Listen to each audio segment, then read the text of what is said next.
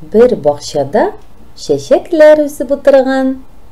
Аларны бакчачы гел карап торган, чүбен утаган, су сипкән. Чәчәкләр бик матур, кызыл төстә икән. Алар үзара дус тату булып үскәннәр.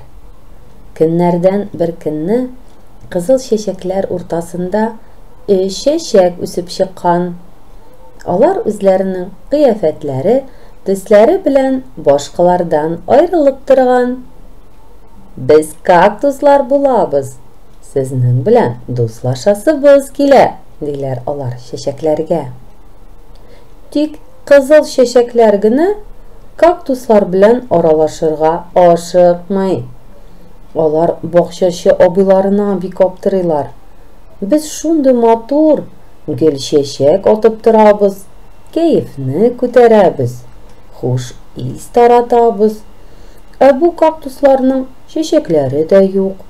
Үзләре чәнечкеле. Нәрсә дип утыртты икән абыебыз аларны безнең арага, дип пышылдашалар. Бер кактус аларның сүзләрен ишетеп алган. Һәм болай дигән: Беребез дә монда үзебез теләп килеп чыкмадык бит. Сезне дә, безне дә бакчачы абый утыртты. Ничек кирәген ул безгә караганда яхшырак беләдер. Димәк, шулай кирәк булган, ди. Кактусның бу сүзләреннән соң чәчәкләр озак кына уйланганнар. Шунда берсе әйтеп куйган: Дөрестән дә, кактуслар үсә башлаганнан соң безнең бакчага килүчеләр күбәйде бит. Икенче чәчәк: Әйе шул, бергә үсеп утырганда без дөньяны тагын да матуррак итеп бизибез, дигән.